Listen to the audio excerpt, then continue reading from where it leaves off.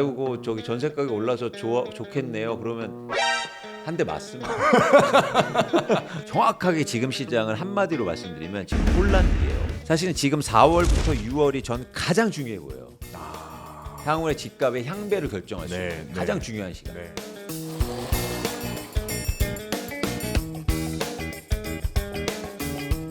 매일같이 느껴지는 지식 갈증. 오늘도 경제살롱에서 지식 한 잔으로 깔끔하게 해소해 보시죠. 어서 오세요. 경제살롱의 배우 박재민입니다. 오늘도 돈이 되는가 광순의 복덕방에 이광수 대표님 모셔보고 부동산 이야기 나눠보겠습니다. 어서 오세요. 안녕하세요. 안녕하세요. 안녕하세요. 네. 대표님께서 항상 강조하시는 것은 부동산을 뭐 바라보는 여러 가지들이 있지만 이걸 뭐 매주 어떤 지표에 매몰되면 안 된다.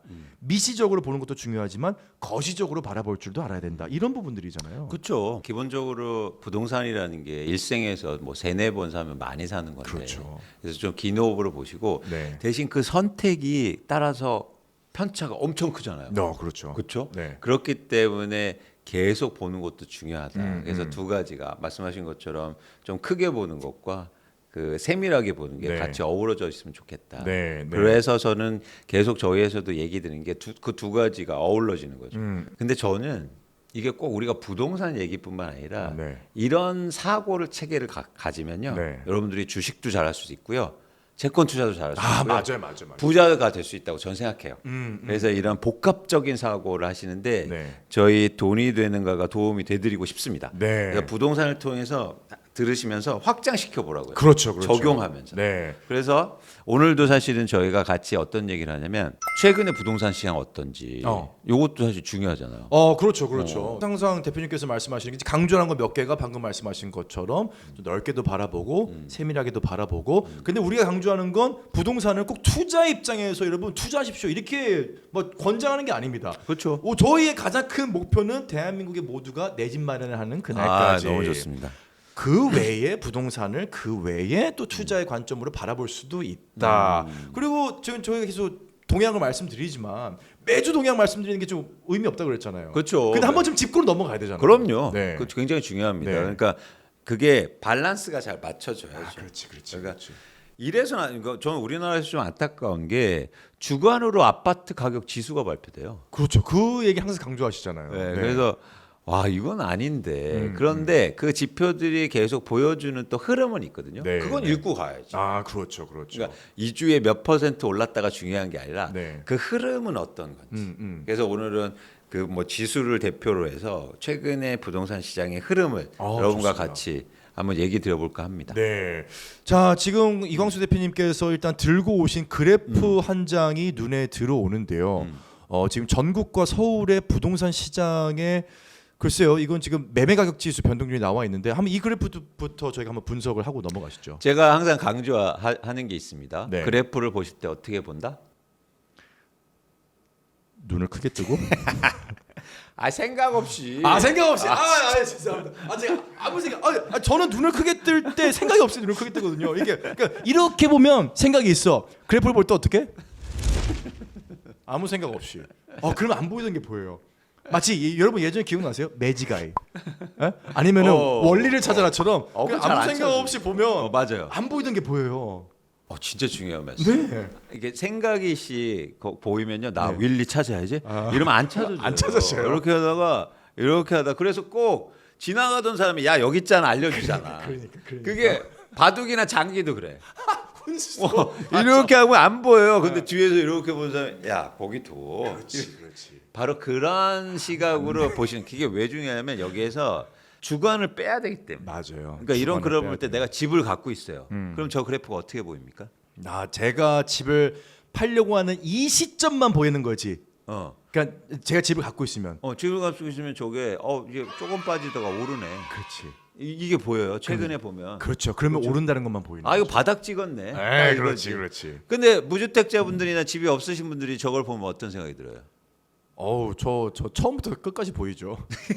야 값이 저렇게 됐어. 야 저게 갑자기 조금 한 거지. 저게 어떻게 오른 거라고 얘기하냐. 그렇죠, 다시 그렇죠. 또 과거처럼 저렇게 엄청 빠질 거야. 그렇지. 이렇게 해석하겠죠. 네. 그래서 저는 그 두 생각을 빼고 보자는 거예요. 빼고 봐야 돼. 빼고 보면 그냥 흐름을 보는 거예요. 뭐냐면 지난해 초부터 집값 하락폭이 되게 컸는데 네. 하락폭을 계속 줄이다가 그죠? 그 다음에 지난해 한 말부터 정도는 플러스로 전환됐어. 네. 그러다가 다시 또 상승폭이 감소하다가 올해 초에는 작년 말부터 또 올해 초에는 하락을 해요. 마이너스로 하다가 그 다음에 다시 조금 플러스가 된대. 뭐 이 정도의 해석이에요. 여기에 어떤 뭐 감정이나 이게 들어갈 필요 없이 네. 많이 떨어지는 것도 아니고 많이 오르는 것도 아니라는 네. 거죠. 네. 거기에서 일단 지금의 시장을 판단해야 되는데 자꾸 기사나 전문가들 얘기하면 뭐 서울의 아파트 가격이 4주째 상승했습니다. 뭐 몇 주째 올랐습니다. 이제 마이너스에서 플러스로 전환돼서 바닥 찍었습니다. 그렇게 얘기하면 그럼 이 시점에도 똑같이 그렇게 얘기했을걸요? 근데 떨어졌잖아요. 그죠? 이때도 바닥이란 말 엄청 많이 했어요. 그렇죠. 바닥이란 말이 사실 굉장히 상대적인 건데. 근데 제가 지난번에 바닥이란 거에 정의 한번 해드렸어요. 네. 그렇죠. 네. 그런 관점에서는 이게 바닥이 아니었던 거예요. 또 떨어졌기 때문에 음. 계속 올라야 바닥인데. 네. 그렇죠. 그래서 여러분들이 지금에서 바닥이란 용어를 쓰는 건 사실 너무 나간 거다. 그리고 그렇다면 최근에 이 매매 가격 지수가 왜 올랐는지 그거를 사실은 이게 이제 변동률인데 한번 보세요. 네. 서울이 한 4주째 이렇게 된 거잖아요. 그렇죠. 네? 그리고 뭐 경기도가 이렇게 조금 올랐고 네. 한 주 뭐 이런 거기 때문에 네. 그러니까 모든 자산 가격은 계속 빠질 수도 없고 네. 계속 오를 수도 없어요. 그렇죠. 이런 것들은 잠깐 변화하는 과정이거든요. 그래서 여러분들이 최근에 단기적인 집값을 보고 시장을 판단하기에는 좀 어렵지 않느냐 보는 겁니다. 그러니까 이게 매매 가격이 오른 게 아니고 매매 가격 지수가 오른 거예요. 네. 우리가 매매 가격 지수가 어떻게 산정되는지를 알아야 그렇죠. 그렇죠? 안 되는 거죠. 네. 근데 우리나라 매매 가격 지수는 거래가 잘 안 되면요. 네. 호가를 기준으로 합니다. 그러니까 착시 현상이 좀 있을 수가 있겠군요. 그래서 이런 현상이 나타나요. 최근에 보세요. 서울의 아파트의 매도 물량이 증가해요. 네. 그런데 지수가 상승으로 올라와요. 어. 그러니까 제가 지난번에도 한번 말씀드린 것 같은데 매물을 내놓으면서 집값을 올려받으려고 하는 거예요. 그렇죠. 근데 그게 여기에 반영되고 있다는 거예요. 그게 실제로 거래가 된 가격이 아닌데도 불구하고. 그렇죠. 근데 여기에 본질은 뭡니까? 지금 이거예요. 그렇죠. 이 그래프. 네. 매도 물량이 계속 증가하고 있다는 증가하고 있다는 거죠. 이렇기 때문에 집값 상승이 저는 제한적이라고 보고 있고 오히려 팔려는 사람들이 많아지면 그렇죠. 그런데 저 밑에 붉은색 원은 호가라는 거죠. 실거래가가 아니라. 그렇죠. 그래서 여러분들이 조금 이렇게 단기적으로 판단하기에는 이런 오류가 발생될 수 있다. 그런데 지금 한국의 부동산 시장의 가장 본질은 네. 집을 갖고 있는 사람들이 팔려고 하는 양이 많아지고 있다. 많아지고 있다. 왜 많아질까요? 왜 내가 집 팔려고 할까? 글쎄요. 금리가 높기 때문에 그것의 부담을 줄이기 위해서 그런 여러 할 가지 수도 영향으로 있고. 결국엔 네. 집값 상승에 대한 기대감이 떨어지니까. 결국은 집값 상승의 기대감이 떨어지는 거죠. 내가 지금 집을 갖고 있는데 아무리 뭐 보유세를 올리거나 네. 아무리 이자 많이 내도 집값이 오른다면 1년 만에 있지. 막 1억 오르고 5천만 원 오른다면 제가 집을 왜 팔겠습니까? 안 팔죠. 집을 갖고 있는 사람들이 팔려고 하는 의지가 점점 더 많아지고 있는 이유는 기대감이 집값 떨어지니까. 상승에 대한 기대감을 주니까 매물이 증가하는 거예요. 네. 근데 매물이 처음 증가한 다음에 다음 현상은 뭐냐면 집을 보러 오는 사람이 없어.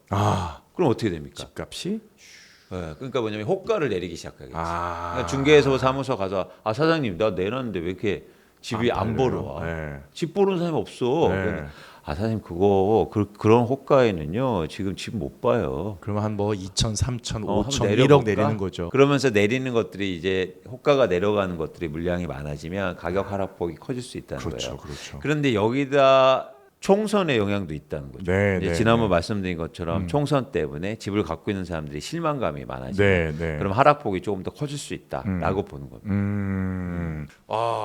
지금 우리가 그래프를 볼 때 정말 중요한 게 방금 말씀하셨던 것처럼 이 착시 효과에 일단 넘어가면 안 된다는 거. 그리고 대표님께서 짚어주신 것처럼 현황은 우리가 호가에 넘어가면 안 된다. 물량은 늘어나고 있다. 총선의 결과에 의해서 심리가 바뀌고 있다. 이런 부분들은 저희가 좀 짚고 넘어가야겠죠. 그렇죠. 그런데 아까처럼 매매 가격 지수 다른 지수 중에 뭐가 있냐면 전세 가격도 있잖아요. 전세 가격 맞네. 전세 가격은 실제로 거래가 빈번하잖아요. 그래서 호가가 반영되는 그 비중이 적고 실제로 거래되는 게 커요. 네. 그렇기 때문에 전세 가격 지수는 실제 시장 상황을 대변해 주고 그대로 있습니다. 반영을 하는군요. 근데 전세 가격을 보면 전국적으로도 봐도 지난해 3분기부터 지금까지 계속 오르고 있어요. 아 오르고 있어요. 그래서 사람들이 전세 가격이 오르니까 머지않아 집값 오를 거야. 네, 네. 이런 얘기를 하고 있죠. 네. 전세값이 오르는데 왜 집값이 오른다고 얘기를 하냐면 전세 가격이 오르면 뭐 전세 가격으로 내 집 사지 하는 사람들이 증가할 수도 있고, 그렇죠? 또 전세 가격이 오르면 전세를 갭으로 사용해서 투자하는 사람들이 증가할 수 있으니까. 그렇죠, 그렇죠. 그래서 전세 가격은 일종의 집값을 변동시키는 하나의 척도 바로미터가 될 네, 수가 네. 있습니다. 네. 그래서 전세 가격이 이렇게 계속 오른다고 하니까 또 집값이 오른다고 하는 거예요. 그런데 임대인 입장에서는 그게 오르는 겁니까? 그러니까 내가 지금 전세를 구하고 그렇지. 전세를 구하고 있는 입장에서는 네. 지난달보다 전세 가격이 1,000만 원 올랐으면 네. 오른 거지. 네, 네. 지난달에 계약할 걸. 이런 생각이 들죠. 네. 근데 집을 임대해 놓은 사람 입장에서는 그게 옳은 거냐고요. 그렇죠. 전혀 상관이 없죠. 왜냐하면 임대인은 2년 전 가격과 비교해 봐야 돼요. 그렇죠. 조금 더 쉽게 설명드리면 네. 자 마이클이라는 사람이 그렇죠. 마이클이라는 사람이 5억에 내가 집을 갖고 있는데 5억의 전세를 줬어요. 네. 2년 전에. 그런데 최근에 이 전세 가격이 3억 8천으로 떨어졌어. 그런데 조금 올라서 4억 원이 됐어. 네. 그래서 마이클한테 이렇게 얘기하는 거예요. 마이클로 좋겠다. 전세 2천만 원 올라서. 아니죠. 아니 1억이 4천만 5억에서 4억으로 떨어진 거잖아요. 그렇죠. 1억 원이 떨어졌단 말이에요. 그래서 제가 경기도를 중심으로 해서 1월부터 4월에 거래된 비교가 가능한 거의 1만 6천 건의 전세 계약을 전수조사했어요. 네, 네, 네. 그랬더니 그 중에서 60%가 하락 거래요. 무슨 얘기냐면 이상이. 2년 전보다 전세 가격은 떨어져 있다. 떨어져 있구나 지금. 야. 전세 가격이 오른다고 할 수가 없는 겁니다. 그래서 우리가 시장을 볼 때도요. 항상 두 눈으로 봐야 되는 거예요. 한 눈은 임차인으로 보지만 한 눈은 임대인으로 보자고요. 근데 우리는 다 임차인 시각이요. 그래서 매달 오른대. 큰일 났대. 아니요. 지금 오히려. 전세 가격 떨어져서 임대인들이 큰일 났다고요. 오히려 그렇지. 전세에 관한 수치도 주 단위 월 단위보다 더 중요한 것은 2년 전에 그렇죠. 그리고 2+2 하신 분들 4년 전에 값이 어땠는지 봐야 되는군요. 그렇죠. 근데 왜 이런 현상이 일어나냐면 2년 전에 가격이 너무 올랐기 때문이에요. 맞아요. 그때 당시. 네. 그러다 보니까 그때 가격보다도 낮게 거래가 돼서 심지어 그래서 사람들이 이해가 안 되잖아요. 왜 전세 가격이 이렇게 오르는데 전세 사기는 계속돼? 그렇지, 그렇지. 그건 뭐냐면 2년 전세가가 올라도 2년 전 가격보다 떨어져 있으니까 전세 사기 문제가 나고 역전세 문제가 계속 되는 거예요. 네. 그래서 여러분들이 전세 가격이 오른다는 거에 대해서 개념 규정을 좀 다르게 하실 필요가 있다. 그렇군요. 그래서 전세 가격이 올라서 집값 오른다는 말도 어쩌면 틀릴 수 있다. 네. 이런 말씀을 꼭 드리는 겁니다. 그러면 결국 오늘 지금 대한민국의 부동산 시장의 현황에 대해서 살펴보고 있는데 어쨌거나 지금까지 내용을 정리해 보면 언론 매체에서 나오는 바닥 찍었다, 상승이 될 것 같다, 전세값이 오르고 있다라고 보기엔 그 해석은 조금은 너무 단기적 지표를 통해서 그렇죠. 해석하는 거라고. 증거가 불분명하다, 그렇죠, 부족하다는 그렇죠. 거죠. 그리고 우리가 결국에는 제가 계속 강조하지만 좀 다른 시각으로 보고 길게 봐야 되는데 그런 측면에서는 이렇게 매주 변화를 보고 해서 그렇게 해석하는 건 무리가 있다는 겁니다. 네, 네. 그걸로 의사결정하기도 힘들고 그래서 지금 있잖아요. 정확하게 지금 시장을 한마디로 말씀드리면 지금 혼란기예요. 혼란기군요. 예. 그 변화 과정을 계속 주시해서 사실은 지금 4월부터 6월이 전 가장 중요해 보여요. 향후의 집값의 향배를 결정할 수 있는 가장 중요한 시간. 네. 그래서 이때의 시장을 엄밀하게 보실 필요가 좀 있어 보입니다. 그렇군요. 근데 제가 예측한다면 네.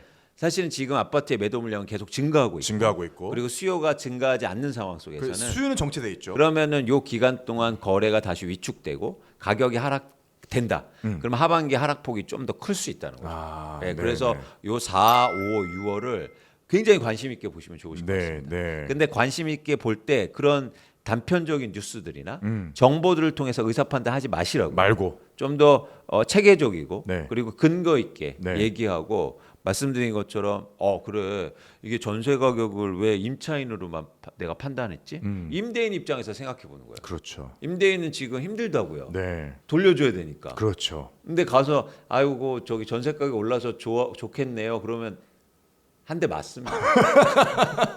사실 조금 아쉬웠던 것 중에 하나가 사실 임차인과 임대인은 같이 가는 파트너거든요. 그럼요. 어떻게 보면 임차인이 돈이 충분하지 않을 때 임대인이 더 큰 돈을 투자했을 때 사실은 반반 뭐 전세라는 게 그렇고 내가 얼마를 부담할 테니 들어와서 저희 집 사세요. 한쪽은 투자가 되는 거고 한 집은 싸게 집을 구하는 건데 이게 어느새부턴가 몇 년 전부턴가 임대인하고 임차인하고 이 서로 약간 공생 관계가 아니라 서로 싸우고 임차인은 임대인을 괴롭히고 임대인은 임차인을 막 괴롭히는 이런 이미지가 좀 형성이 됐다는 느낌을 저는 받았었거든요. 맞아요. 근데 그 부분이 저는 변화도 일어나고 있다고 보는 게 그 통계에서 흥미로운 수치가 나오는데요. 네네.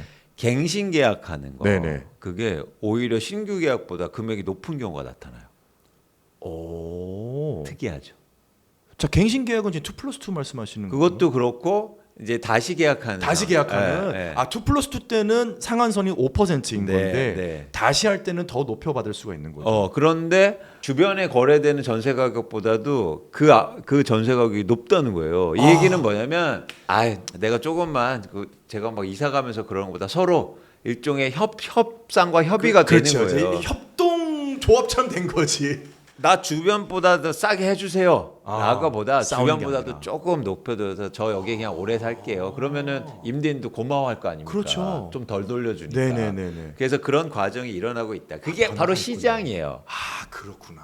시장에 맡겨 놓으면 임대인과 임차인은 서로 협력하는 관계가 돼버려요. 그렇군요. 근데 거기가 누가 끼어들면요 네. 싸우게 돼. 그렇죠. 그래서 정책이라든지 이런 것도 잘 맞아. 설계가 돼야 되는데 네. 그런 측면에서 지금 시장으로 어느 정도 맡겨놓은 상황이니까 서로 일종의 협상과 협의가 돼가고 있는. 그래서 저는 관계가 좋아지고 있다. 너무 다행이네요. 그거는 사실 지난 몇 년간의 정책 자체가 임차인하고 임대인을 약간 싸움 붙이는 정책이라고 저는 좀 느꼈던 적이 많았거든요. 하지만 그게 이제 좀 많이 나아지고 있다라는 것은 굉장히 괄목할 만한 변화인 것 같네요. 네, 네. 자, 저희가 네. 어쨌거나 대한민국의 부동산 시장의 현황에 대해서 살펴봤는데 이거 너무 재밌는 것 같은데 저희 혹시 서울 비롯해서 경기도, 부산, 대구 이렇게도 바라보고 한번 좀 외국도 한번 나가보는 건 어떨까요? 예를 들어 뭐 가까운 뭐 일본 부동산이라든지 아니 뭐 정말 미국이라든지.